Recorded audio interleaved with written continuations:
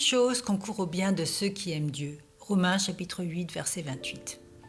Les circonstances de la vie d'un chrétien sont réglées par Dieu lui-même. Rien n'y arrive par hasard. Dans sa sagesse, Dieu vous met dans des situations dont vous ne saisissez pas le sens. Il vous conduit dans des lieux choisis à l'avance, vous fait rencontrer certaines personnes et vous place dans des conditions telles que l'intercession, suscitée en vous par le Saint-Esprit, soit orientée dans tel ou tel sens. Ne cherchez jamais à guider les événements, à vous dire « je vais diriger et prévoir, éviter ceci et me méfier de cela ». Votre vie étant dans la main de Dieu, ne pensez donc pas que les circonstances que vous traversez sont étranges.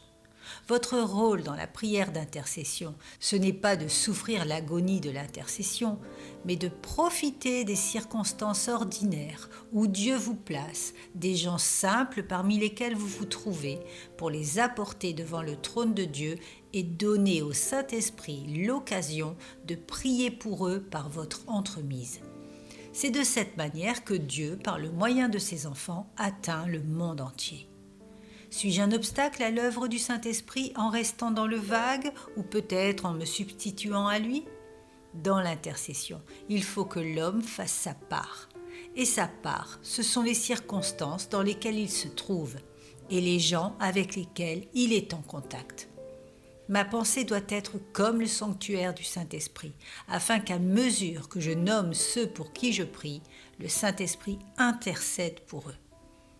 Vos prières d'intercession ne peuvent être les miennes, et les miennes ne peuvent être les vôtres.